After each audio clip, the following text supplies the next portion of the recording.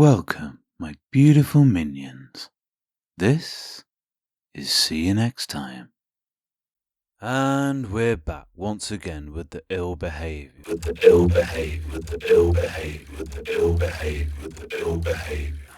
Of those pesky entitled parents.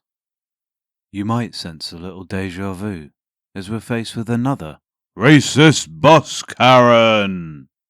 Scotland edition. We're also going to meet some assholes and a couple of dicks. See, there's three kinds of people: dicks, pussies, and assholes. But firstly, you might sense a little deja vu as we're faced with another racist bus Karen! Scotland edition. This one's from r/Callous Heart. Learn to speak English and stop listening to foreign music. This just happened to me and I'm both shocked and laughing my ass off. I was on a bus on my way into college, listening to a punk band I've recently gotten heavily into.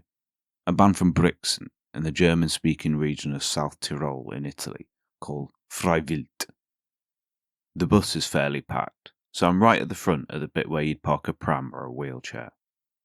A woman with a pram gets onto the bus and sits in the only free seat next to me.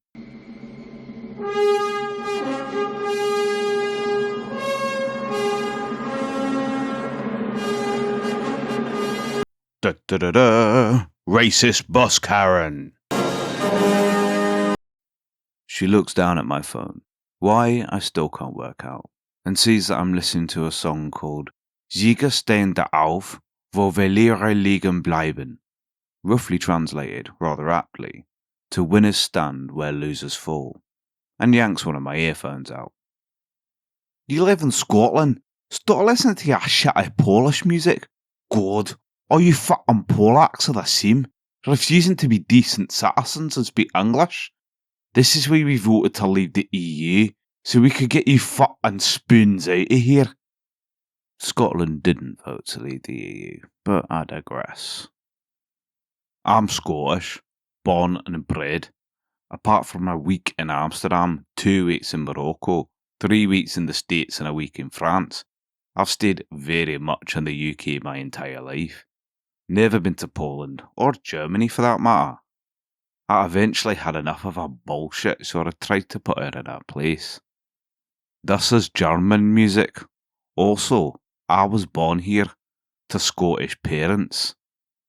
Karen tried to make her rebuttal, but I got there first. Also, how does me listening to some punk rock that happens to be in German affect you? I have my headphones. You can't hear it. Karen's eyes lit up as if she'd won the Karen lottery. Why are you listening to that sinful demonic music in public? You're gonna scare my kid. I look in the pram. Firstly, your child is sound asleep. Secondly, I have my headphones in. You can't hear it. I can't hear it. Fuck off and let me listen to my music in peace. Maybe Polish people aren't the problem in this country. Maybe it's stuck up, judgmental, racist cunts like you. As I called her out on her beer, she whacked the stop button and yeeted herself and the pram right off the bus at the next stop. Thank fuck. Ah, yes. It's with fondness we welcome back the archetypical racist bus Karen we all know and love. It's kinda weird that Karen seems to genuinely believe that random strangers give a flying foot biscuit what her opinions are on the music they're listening to, the language they speak, their country of origin, or indeed anything at all. I guess it's all down to a vastly overinflated sense of self-worth. To be fair, she is, presumably, the only woman in the world to have ever shunted a sprog out of a clunge. Thus, we should all prostrate our feeble selves at her feet and feel the sage divinity of her wisdom wash over us. Either that, or she can just shut the fuck up. I can only imagine the perverse pleasure the OP must have felt while listening to her racist bullshit, knowing that it was about to drop a bomb on it. Beautiful stuff. Ooh, look, an edit. Wow, I didn't realise the fucked up history of Fry Wild. Kinda ashamed I let the banging music get into my head. Thanks for pointing this out, guys. I'll be sure to get them off my radar. Ah, so it seems like the band Fry Wild does have neo-Nazi associations, though they've tried to distance themselves from that sort of thing. The lead singer was in a definitely neo-Nazi band, and has ties to a right-wing nationalist political party in the region. Thinking on it, racist bus Karen probably would have loved them if she'd given the music a chance. They've tried to brush it off as a folly of youth, but that kind of shit tends to stick. Like, I knew a guy who had the whole Nazi eagle, swastika, SS tattoo thing going on. Although he was actually a really lovely guy and said the tats came from a former life. Still kind of put me off him though, eh? This one's from That Guy Thing Me 59. Entitled Mother Throws a Fit Because I Took the Last Toy. Alright, for some backstory, I'm a 15-year-old lad and I collect Transformers. Now at my local stores, there's 3 tiers of Transformers. You've got your $15 to $20 ones that are made for kids. The more expensive ones that range from $30 to $100 made for collectors. And the really high-end ones ranging from $200 to $300. A buddy of mine that works at the local Toys R Us told me they've got a new shipment of the line I like called Studio Series. That's the mid-range one. I went in to see what they had, and to my surprise found a figure called The Fallen that I'd been wanting. It costs about $80 Canadian. Enter Entitled Mother and Crotch Goblin. Now while I was about to start walking away with this thing, a kid ran up to the Transformers aisle and started looking at them and noticed I had the last one of this specific figure. It's only packed 1 per case. So he screamed at the top of his lungs to his mum. "He has the last one!" The Entitled Mother said. "Hey, can I get that from you? My son really wants it." Now at this point, I didn't think she was going to go on a screaming fit because she seemed fine. But oh boy was I wrong. I said, "Sorry, no, I collect these things and this is the last one in stock." "Don't you think you're a little too old to be playing with these? Just give it me, or I'll call the manager and say you took it from my baby and get you kicked out." At this point, I was refusing, so she went on a screaming fit. I don't remember everything because I just started walking away. What I do remember is sitting in the checkout giving her a dirty look as she was escorted out of the store. Nice. I love this. A 15-year-old boy buys a wee collectible for his hobby. Then a random little shit enters the fray with a shriek. We don't get his actual age, but I'm suspecting he's 9 or 10? An age where I don't feel it's fair to blame him for being a dick. I think this one falls on the parents. And it's entirely fair for her to ask the OP to relinquish his prize. But the fact our entitled mother then immediately jumps in with the psycho chat. "I will lie and steal this toy from a child and then get you kicked out," is totally batshit. You know, it's so difficult to understand where this child gets his selfish, entitled temperament from. It really is a mystery. This one's from Complete Blackberry. Mum gets very upset that I'm independent and don't always take her advice. I'm a 23-year-old woman and my mum is 54. I'm the only child of my parents and I've always been close with both of them.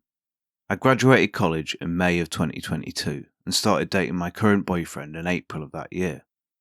I've been working as a teacher since August and have become very independent, from making my own money to living with my boyfriend. I feel like this upsets and angers my mum and I feel like she wants to control me even though I'm a responsible adult.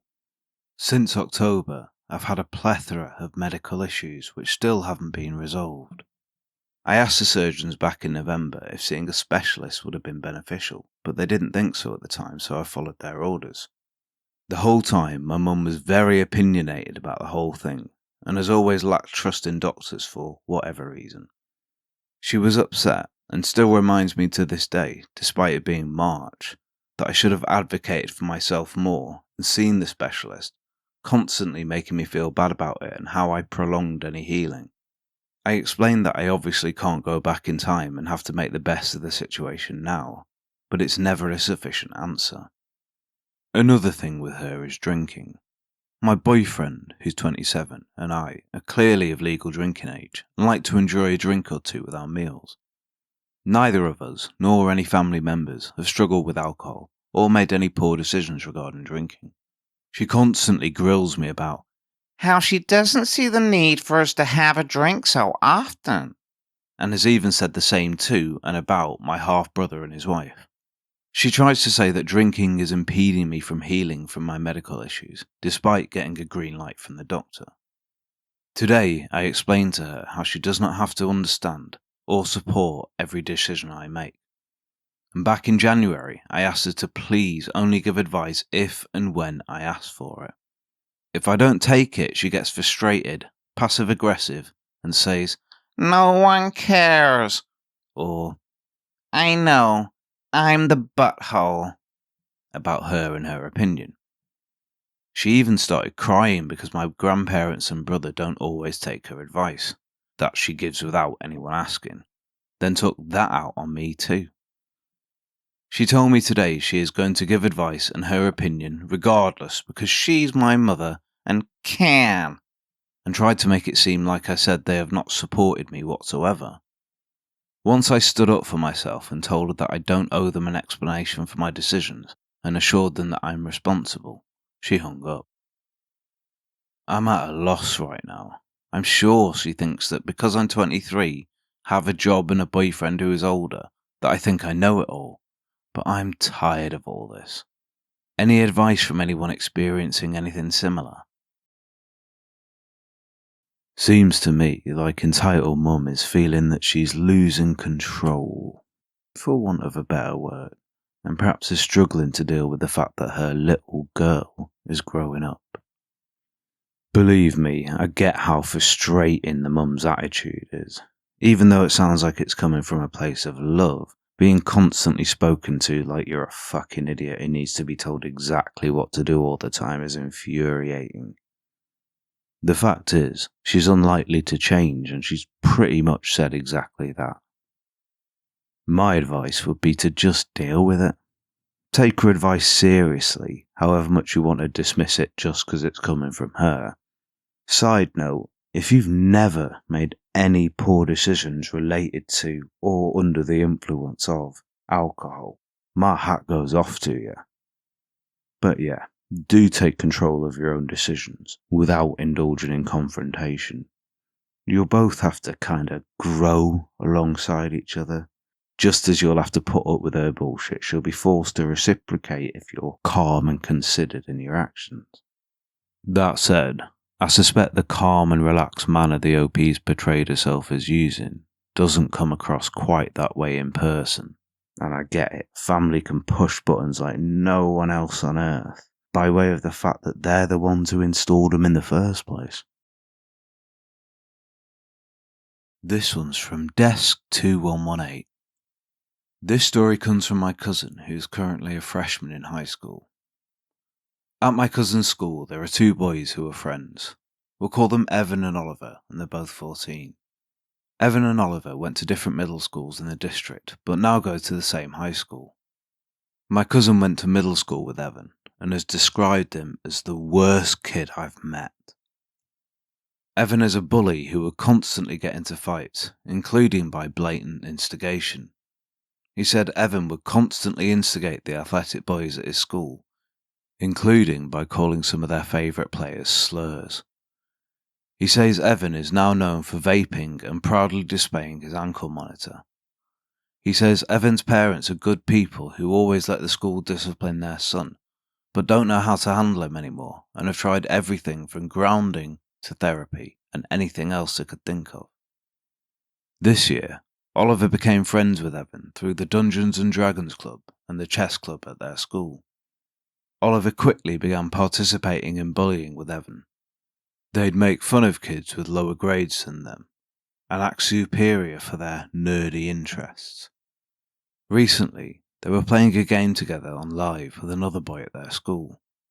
This boy doesn't really know them and just wanted someone to play with. He knew the boys played this game and asked them if he could join them. The boy's father came in the room for something and heard what the other boys were saying, including using the N-word and saying racist stuff about classmates. The boy told his dad that he didn't know the other boys would do that and just assumed they were mean at school because of being bored.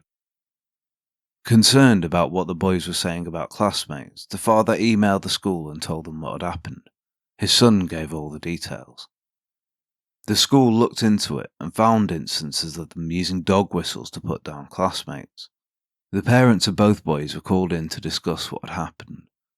Evan's parents apologised profusely, and after going through his phone while still in the office, found examples of him and his friend sending blatantly bigoted content to each other. Evan's parents are now making him use a flip phone until the end of the year. Oliver's parents had different reactions when they were called in. They at first blamed the third boy in this scenario for tattling, then started to defend their son by saying, "He's only 14, and he's just a freshman." They also said that because his 15-year-old brother was dating an Asian girl, that he couldn't be racist. Both boys got in-school suspension for bullying students, and Oliver's parents tried to get him out of it by saying he had a stomach flu and that he couldn't go in. When Evan had finished his suspension and Oliver went back to school, he started complaining about how he was called to the suspension room to actually do his time. The third boy posted about everything that had happened on his Insta story, and that's how my cousin knew. And Oliver's parents tried getting him in trouble for harassment. Oliver just got back to normal classes, and my cousin said that he is very quiet.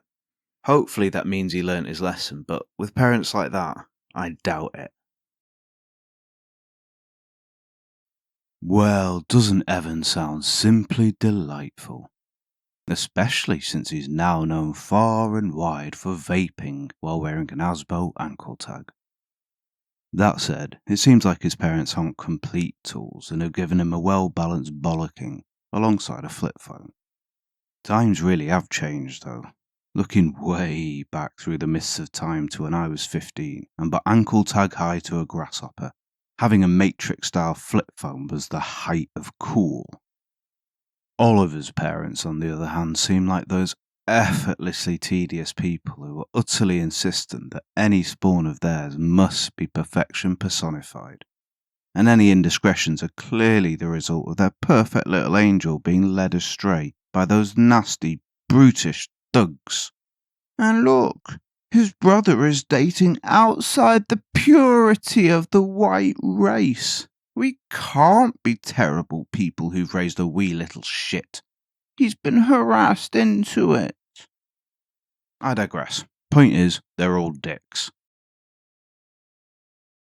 As we move into spring, or autumn, I suppose, depending on where you are in the world, regardless, when people start sticking their extremities into clocks, saying that they're just changing the time, it's vital, more than ever, to like, comment, and subscribe, and click the little button and share it and all that business.